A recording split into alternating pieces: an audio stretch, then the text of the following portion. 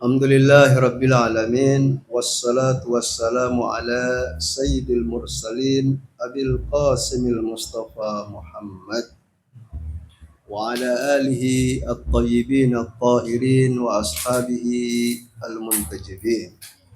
Qala Allah Ta'ala fi kitabihil karim. A'udzu billahi minasy syaithanir rajim. Innama walikumullahu wa rasuluhu walladzina amanu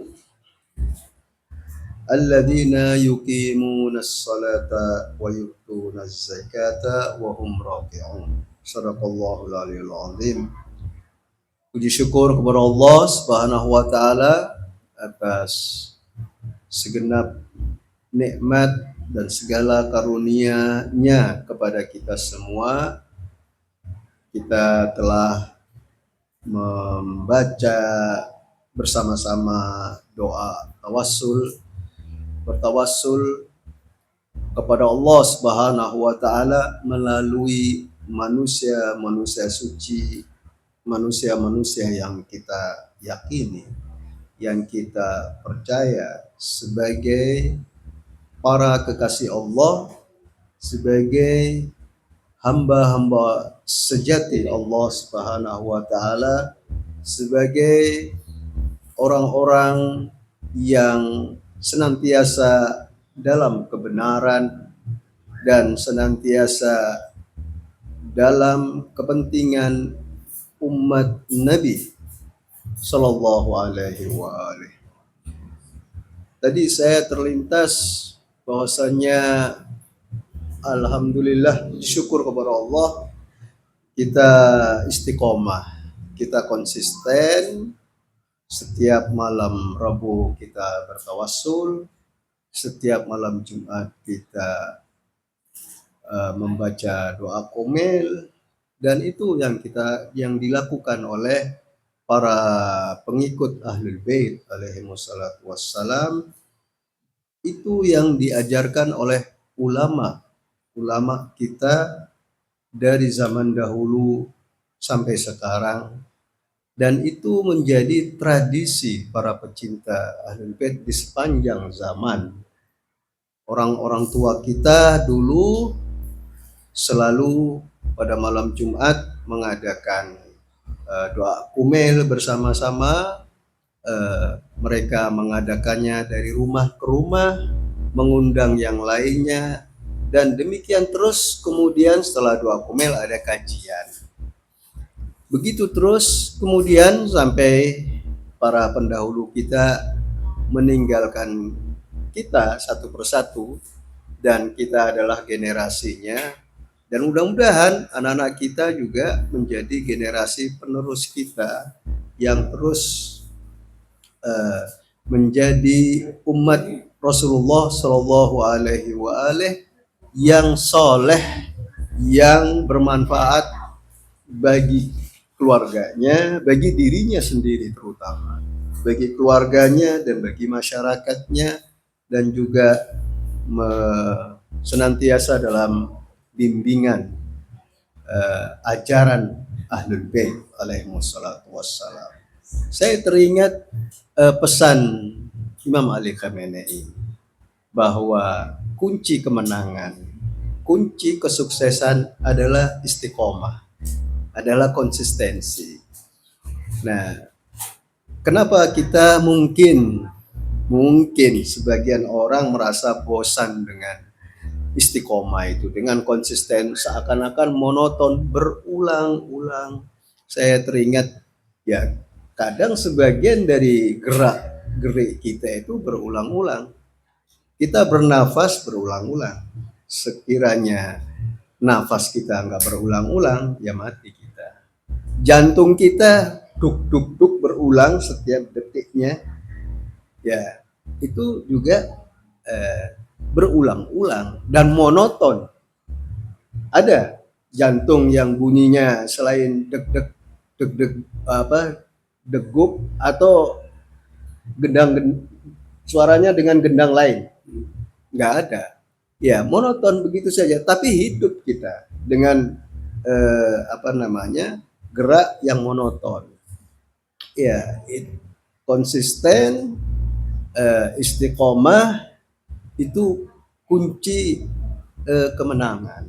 Kita melihat Iran dipimpin oleh Rahbar Imam Ali Khamenei, beliau istiqomah, selalu menyuarakan umat, selalu menyuarakan Islam, selalu kepentingan beliau adalah kepentingan umat, kepentingan Islam, dan rakyatnya juga demikian istiqomah di kota-kota, di Qom, di Tehran, di Mashhad, di mana-mana itu mereka doa kumel mengadakannya.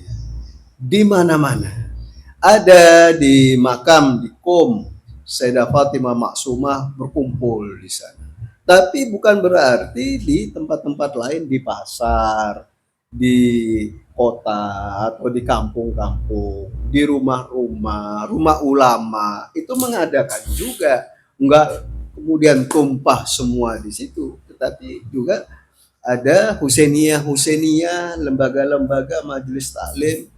Begitu juga Muharram mereka eh, setiap malam, mulai malam pertama, malam sampai 10, puncaknya itu malam 9, malam 10 mereka pada keluar, tengah malam keluar jam 10, jam 11, jam 12 mereka pawai.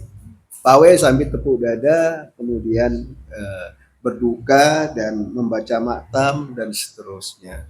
Itu juga datangnya dari Husainiyah sana, Husainiyah situ, dari lembaga, dari ulama, dari. Nah, di situ istiqomah seperti itu berulang-ulang, maktal diulang-ulang, maktam diulang-ulang, doa kumel diulang-ulang. Nah, tawassul juga begitu, kita menyebutnya. Dan bahkan dalam sholat kita juga berulang-ulang. Surat Al-Fatihah kita membaca berapa kali. Dan tidak bosan kita. Dan bahkan apabila kita membacanya, saya kemarin sempat telaah tentang bahwa lawan bicara Al-Quran itu dua. Yang pertama hati, yang kedua akal. Artinya bahasa Al-Quran itu pakai bahasa perasaan, satu. Bahasa Al-Quran juga pakai bahasa logika. Artinya kita membaca tidak sekedar membaca. Baca dengan hati, pahami dengan akal. Itu yang saya pahami, yang saya baca kemarin ya, dari penjelasan Syahid Mutahari. Dan itu bahasa Al-Quran meskipun pengantarnya bahasa Arab, tetapi karena menyentuh hati, bahasa hati, ya. Atau kalau zaman kita hubungkan ke romantisme, bahasanya itu karena perasaan, dia pakai bahasa, ada romantisnya, ada selain ada romantisme, tapi juga ada yang menggerakkan, ya, yang menyemangati. Ibarat musik itu dua macam setidaknya di dalam Al-Quran itu. Orang kan perlu musik ya, perlu lagu-lagu, nada-nada, ya. Tapi bukan dangdutan, bukan ngerok atau bukan bukan yang melenakan, tetapi yang menyentuh perasaan. Musik, lagu, nada yang menyentuh perasaan, yang sekaligus menyemangati. Ibarat lagu romantis satu, yang kedua perpaduan antara musik yang romantis dan lagu mars. Lagu mars itu lagu kebangsaan yang bikin semangat, maju tak gentar. Mungkin seperti itu ya. Tetapi ada yang memberikan semangat gitu ya. Mars seperti maktam, seperti lagu-lagu yang atau nada-nada yang menyentuh hati. Alhasil Al-Quran itu ibarat seperti itu. Kalau Al-Quran itu dengan bahasa perasaan, tetapi juga dengan bahasa logika, mengajak orang itu berpikir tentang ketuhanan, bahwa Tuhan itu satu, kalau dua akan rusak ini alam semesta, dan seterusnya Tuhan bersama siapapun. Kalau bersama satu orang, Tuhan adalah keduanya. Kalau orang itu berdua, maka ketiganya adalah Tuhan. Ya, kalau dan seterusnya kan ada itu disebutkan di dalam Al-Qur'an. Nah, itu artinya bahwasanya kita istiqomah itu sangat penting. Itu pertama.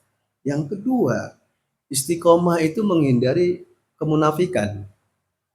Orang munafik itu kan pura-pura dia, ya kan? Pura-pura karena nggak punya iman, dia pura-pura berbuat amal soleh dan seterusnya. Tapi itu nggak lama itu. Biasanya kalau orang itu memang orang baik, dia selalu berbuat baik. Tapi kalau orang itu dasarnya buruk dan dia pura-pura baik, dia baiknya cuma sebentar, lalu hilang. Ya. Dan itu salah satu ciri, ya, salah satu ciri ada orang penyusup atau gimana. Pertama dia, masya Allah, ya, tiba-tiba dia hilang setelah kepentingannya berhasil terpenuhi atau kepentingannya nggak masuk-masuk, dia capek, dia hilang dari peredaran dan seterusnya. Dan itu jadi istiqomah itu saya kira penting sekali. Nah, sebenarnya saya menyampaikan karena temanya adalah sirah Imam Ali bin Abi Thalib. Di waktu acara Godir Home kemarin, itu saya ingin menyampaikan poin-poin, tapi saya pikir kayaknya kita ini bersenang-senang aja lah, nggak usah ceramah-ceramahan gitu ya. Nah, tapi sekarang ini saya ingin menyampaikan sedikit saja tentang poin-poin Godir Home. Godir Home kalau kita baca, saya udah sharing tuh PDF-nya, teks khutbah di situ. Yang pertama Rasulullah Shallallahu Alaihi Wasallam menyampaikan hamdalah, alhamdulillah, yang isinya tauhid, isinya keadilan, isinya tentang akidah, menjelaskan tentang sifat-sifat Allah Subhanahu wa taala. Kemudian yang kedua, khutbah Rasulullah berisi pernyataan, ada kesaksian. Beliau bersyahadat. Ya, beliau bersyahadat, kemudian juga isinya seruan. Pernyataannya paling tidak saya ambil 3 ya. Yang pertama pernyataan iman kepada Allah Subhanahu wa taala. Nah, kita insya Allah kita percaya, kita beriman kepada Allah Subhanahu wa taala, dan kita nyatakan di dalam sholat kita kan kita bersyahadat.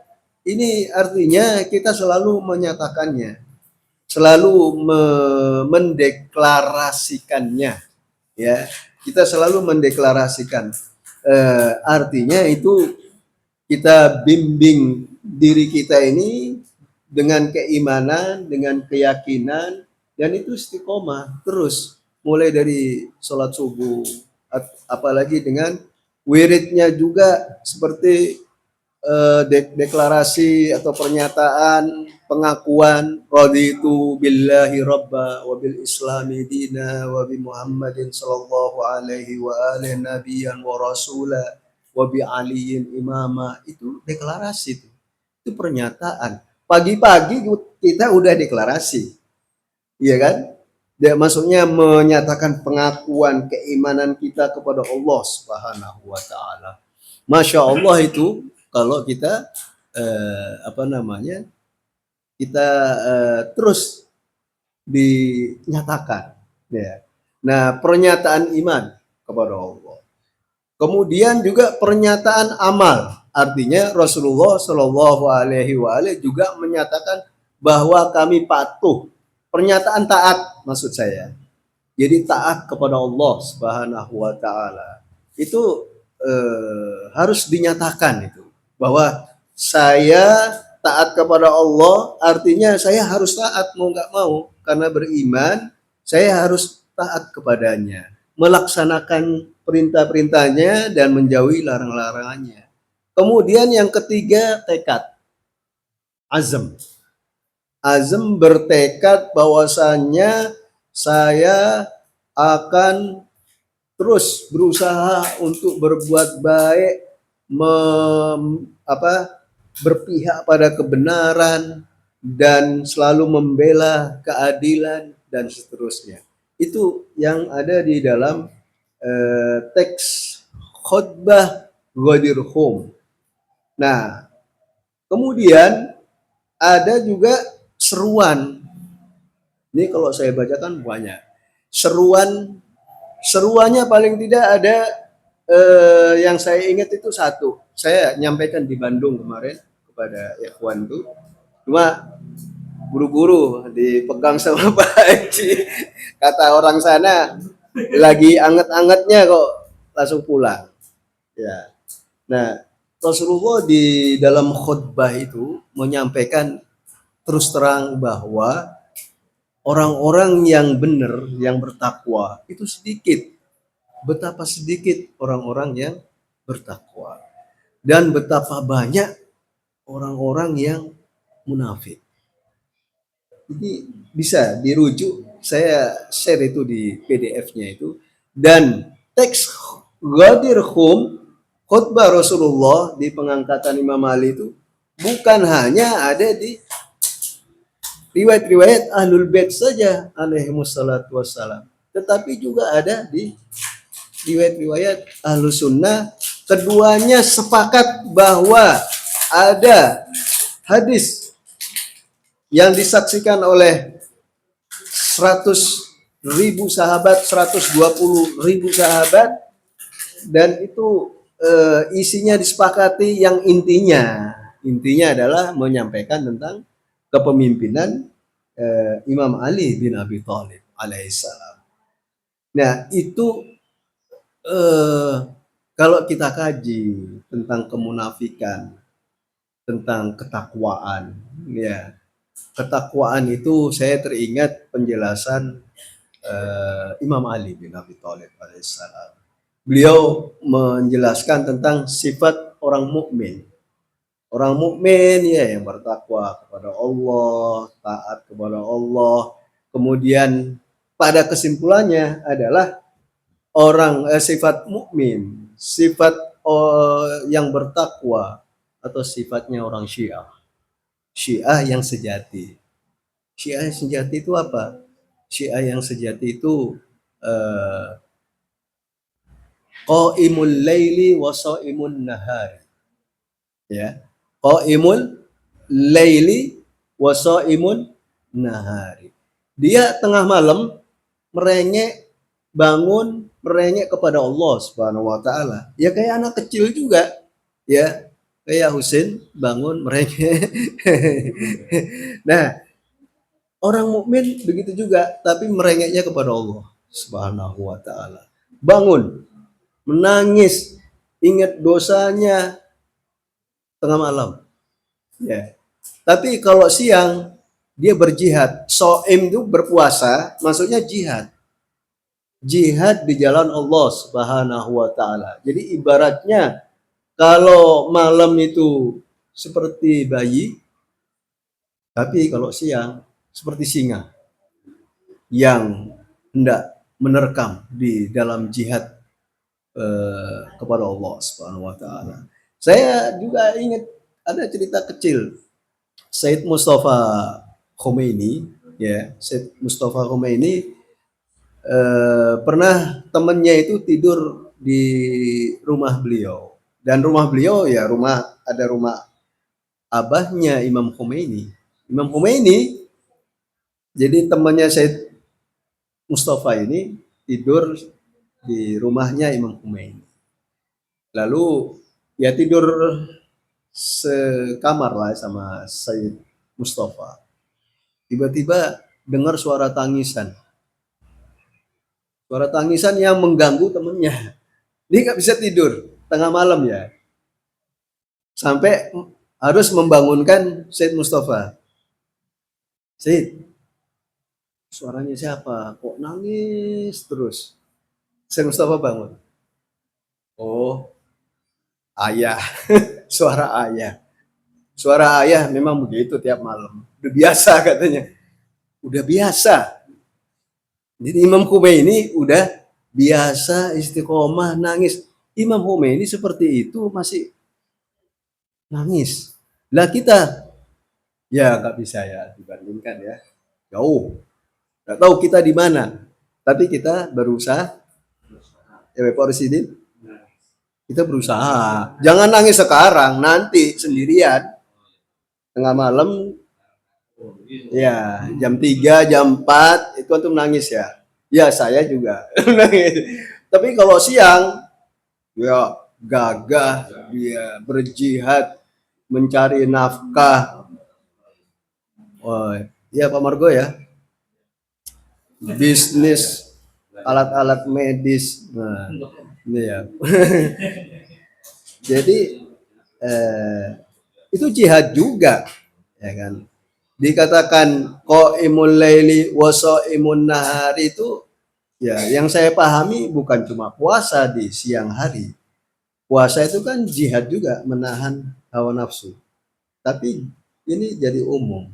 Jihad kecil juga jihad besar melawan hawa nafsu. Nah, terakhir ya. Terakhir sebenarnya banyak pesannya di sini. Di sini saya ingin menyampaikan tentang Rasulullah mengatakan begini di Ghadirhum, ma'asyiran nas la tadillu anhu wa la tanfiru minhu wa la tastakbiru min wilayatihi. Wahai orang-orang, jangan kamu menyimpang darinya, dari Imam Ali bin Abi Thalib alaihissalam. Dan juga jangan kamu menjauh dari Imam Ali bin Abi Thalib alaihissalam. Dan jangan angkuh, wala tastakbiru. Jangan arogan terhadap Imam Ali, jangan angkuh, jangan sombong kepada Imam Ali. Dari wilayahnya. Nah, ini dalam sejarah juga begitu, ya kan? Dalam sejarah orang menyimpang dari Imam Ali bin Abi Thalib alaihissalam. Selain menyimpang, juga menjauh. Ada orang menjauh. Dia kalau yang jadi ada 3 ini sepertinya. Wala tadillu, wala tanfiru, wala tastakbiru.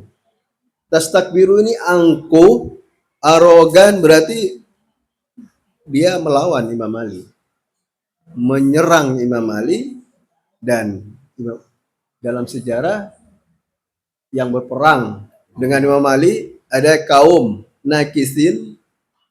Nakisin itu yang yang melanggar baiat. Imam Ali jadi khalifah, diangkat menjadi khalifatul muslimin, lalu dilanggar baiatnya, nggak mau baiat lagi, sudah baiat nggak mau baiat lagi. Kemudian ada juga kaum Qasitin. Qasitin ini yang di sini dikatakan tadillu. Ya mungkin tadillu. Tadillu dia menyimpang. Ya, yang menyimpang ini bisa jadi seperti Muawiyah. Muawiyah dan konco-konconya Bani Umayyah. Dan juga wala tanfiru, jangan menjauh. Ada yang menjauh. Udah di perang Siffin, udah mau menang ini Imam Ali, udah tuntas ini mau menang. Tapi di situ yang licik ini penasihatnya Muawiyah, dia bilang ini kayaknya pasukan Imam Ali ini banyak yang dia bisa dibodohi. Coba angkat Al-Quran saja. Mereka kalau melihat Al-Quran itu udah nggak bisa berbuat apa-apa. Kira-kira begitu ya. Akhirnya pasukan itu pasukan Muawiyah yang sudah mau kalah ini, lalu mengangkat Al-Quran semua pasukan itu. Ketika pasukan Imam Ali mau nyerang, tiba-tiba di hadapannya adalah orang-orang yang mengangkat Al-Quran semua. Dan Imam Ali menyuruh, tuntaskan perang kalian, serang dia, ya. Wahai Imam, mereka bawa Al-Quran, mengangkat Al-Quran. Kata Imam, mereka tahu apa tentang Al-Quran? Mereka hanya menjunjung Al-Quran, tetapi mereka satu kuncinya, tidak berwilayah kepada Imam Ali bin Abi Thalib alaihissalam. Dan mereka menjauh. Akhirnya pasukan Imam Ali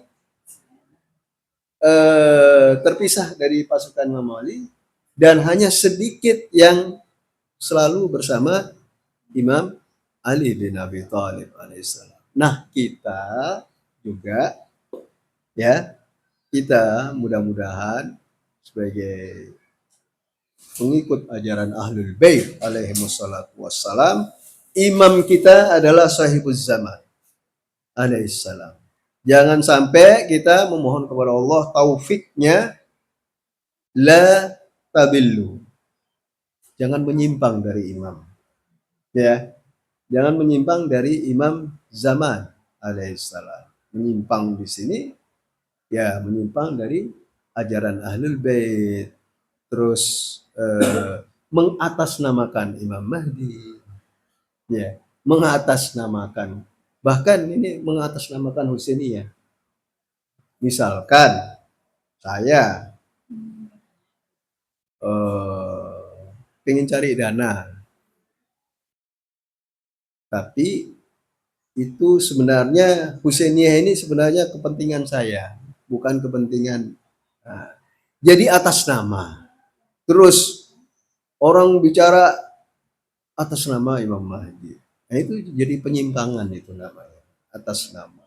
Semua atas nama, khalifah yang lain selain Maksum atas nama. Muawiyah pertama diangkat oleh khalifah kedua menjadi amir di Syam. Dikuatkan oleh khalifah yang ketiga. Sehingga posisi Muawiyah di Syam menjadi kuat. Enggak bisa pindah-pindah. Ketika Imam Ali setelah khalifah ketiga, Imam Ali jadi khalifah, dipecat Muawiyah itu, dan dipecatin orang-orang yang nggak benar pemerintahannya. Cuma Muawiyah nggak mau dipecat. Oh enggak, Ana nggak nerima, ya. Ana nggak mengakui juga kalau kamu itu sebagai khalifah. Saya diangkat sama khalifah kedua, khalifah ketiga dikuatkan sampai Muawiyah ini didukung menjadi kuat, sampai ada tahkim, ya. Kemudian didukung oleh orang-orang Bani Umayyah yang mereka orang-orang licik, ya, seperti Amr bin As, Samurah bin Jundub. Ada itu Samurah bin Jundub namanya. Ada 3 orang. Nah, itu Muawiyah sampai berkuasa. Dia sudah tabillu, ya. Sudah tabillu, apa itu? Dia perannya, politiknya sampai dia udah berkuasa, anti kritik, dia siapa yang ngelawan diculik, dibunuhi, dan dia menyamar kalau di depan orang-orang dia orang baik, orang soleh, dermawan. Itu politiknya Muawiyah. Tampilannya tampilan agamawan, tetapi di balik itu dia adalah orang yang licik dan kejam. Nah, berbeda dengan anaknya Yazid. Nah, itu selain itu menakwil Al-Quran, rusak jadinya, ya. Al-Quran ditakwil ayat-ayatnya untuk kepentingan dia, dan seterusnya. Kita pun hati-hati juga, ya. Karena itu dalam ilmu saya kira perlu kemandirian dalam ilmu. Artinya kalau kita dapat ilmu, informasi, kalau bisa jangan katanya, tetapi tahu sendiri. Saya sampai berinisiatif, gimana kalau kita ngaji buku, kitab, kita baca bareng-bareng, ya, atau ada teks Arabnya, kemudian ada terjemahannya, kita baca bareng-bareng, supaya apa? Kita ada kemandirian dalam ilmu, tahu sendiri. Oh iya ya, tahu sendiri, bukan katanya. Kalau katanya ini jadi kadang-kadang menyimpang. Namanya katanya, saya menyampaikan ke Pak Haji, Pak Haji menyampaikan ke Pak Undang, sampai ke Habib Syihab jadi beda. Karena katanya, tetapi kalau tahu sendiri, dibimbing, kalau tidak tahu bertanya langsung, ya, dan seterusnya, itu saya kira insya Allah nanti ada, ya, kita bisa lakukan itu. Dan itu saja yang bisa saya sampaikan. Semoga bermanfaat untuk saya sendiri dan untuk al-ikhwan wal akhwat.